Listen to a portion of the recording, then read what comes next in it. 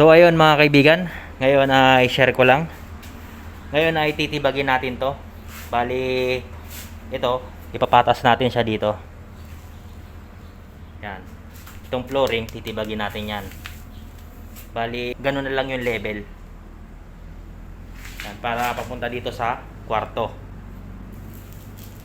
Yan, gagamit lang tayo ng itong hammer drill na rotary. Yan, Mitsubishi. Yan, bali update ko na rin kayo dito sa Mitsubishi na nabili natin noon.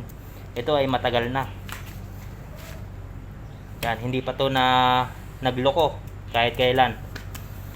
Yan, ginagamit ko to lagi sa mga trabaho. Kapag may mga ganitong binabakbak ako. Bali yung pinapalitan ko lang dito ay yung kanyang carbon brush. Kasi kapag napupudpud na yung kanyang carbon brush, humihina na itong hammer drill niya. Bali, ayun lang pinapalitan ko yung kanyang carbon brush. Yan, bali magkabilaan yan kasi napupudpud yan habang ginagamit natin itong hammer drill na to. At nagdadagdag na rin ako ng grasa. Yan, bali dito ko siya nilalagyan ng grasa. Kasi kapag hindi mo siya nilagyan ng grasa, masisira itong hammer drill natin. Yan, kaya lagi nyong check upin kung mayroon pa siyang grasa. Yan, tanggalin nyo lang to, buksan nyo. Yan, mamaya papakita ko sa inyo, bubuksan ko to, magdadagdag tayo ng grasa. So ayun nga mga kaibigan, buksan natin to para malagyan natin ng grasa. Yan, bali gumamit lang kayo nito, depende kung ano yung gagamitin nyo dito. Sa magkasya lang dito para maikot nyo lang ito, itong takip. Yan.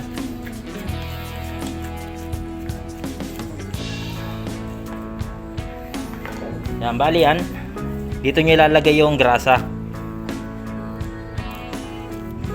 Yan, at saka natuyuan na siya ng grasa. Nawala na ng grasa. Huwag nyong gagawin to sa inyong rotary hammer drill kasi masisira yan. Huwag nyong gagayahin to na nawala ng grasa. Yan, pero meron pa naman siyang konting grasa. Kaya pupunuin natin to ng grasa. Kargahan lang natin. Yan, bali ito, meron ako ditong grasa. Ito yung available na meron ako. Depende kung anong gagamitin nyo na grasa. Okay lang yan para meron lang siyang pampadulas at hindi lang masira itong hammer drill natin.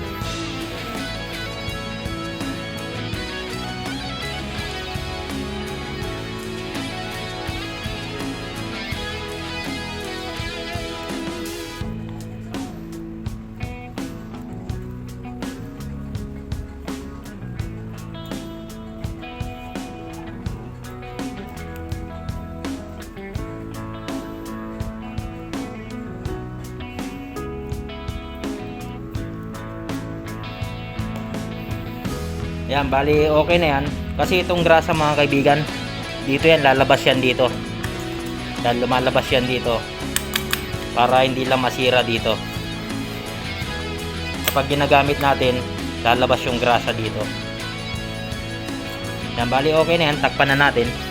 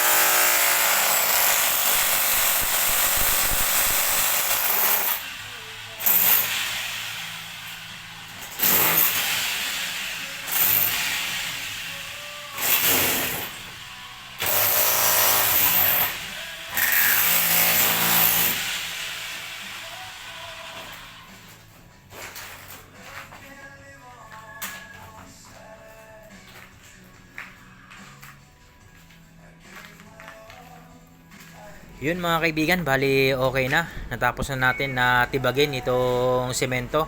Yan, napakatigas, nahirapan tayo.